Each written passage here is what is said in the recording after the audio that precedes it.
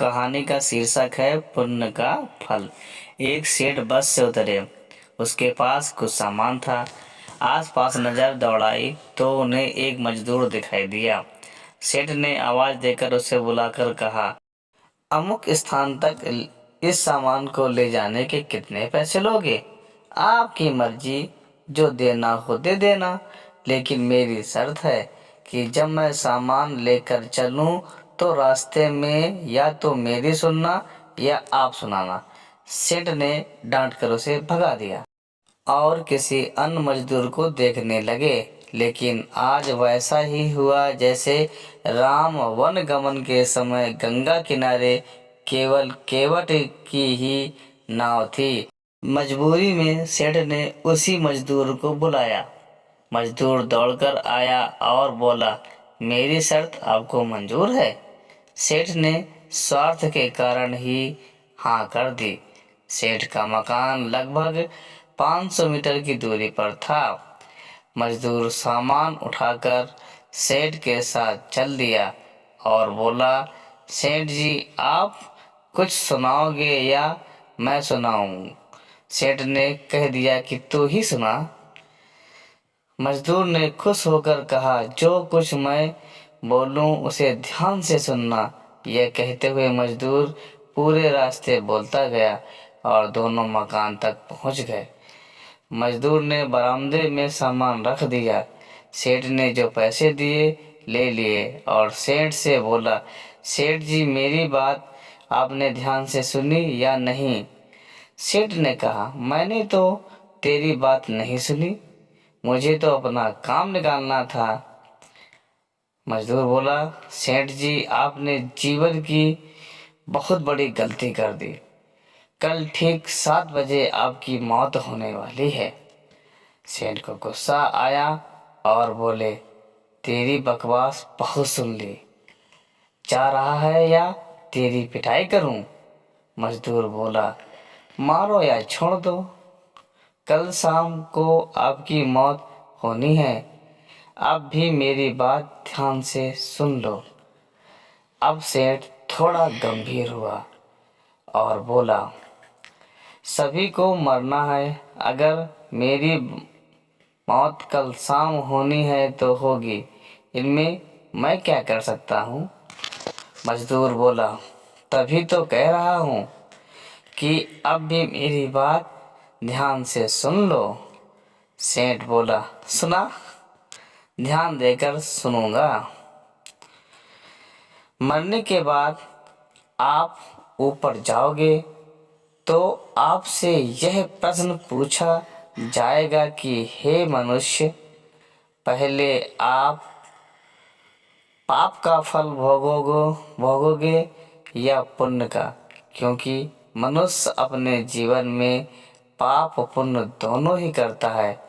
जो आप कह देना कि पाप का फल भुगतने को तैयार हूँ, लेकिन पुण्य का फल आंखों से देखना चाहता हूँ।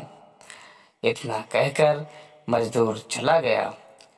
दूसरे दिन ठीक 7 बजे सेठ की मौत हो गई।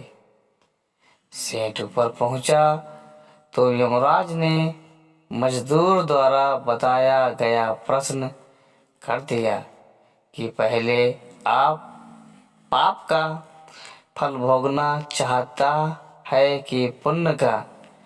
सेठ ने कहा, पाप का फल भुगतने को तैयार हूँ, लेकिन जो भी जीवन में मैंने पुण्य किया हो उसका फल आंखों से देखना चाहता हूँ।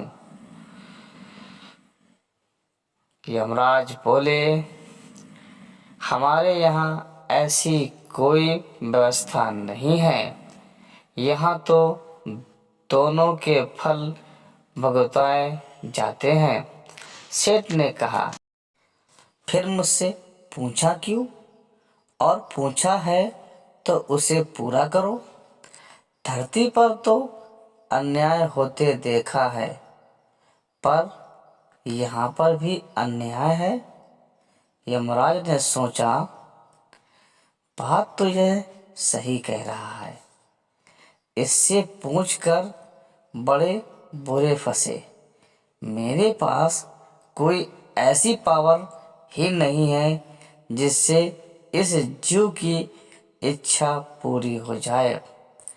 विवश होकर यमराज उस सेठ को ब्रह्मा जी के पास ले गए और पूरी बात बता दी। ब्रह्मा जी ने अपनी पोथी निकालकर सारे पन्ने पलट डाले, लेकिन उनको कानून की कोई ऐसी धारा या उपधारा नहीं मिली जिससे जू की इच्छा पूरी हो सके।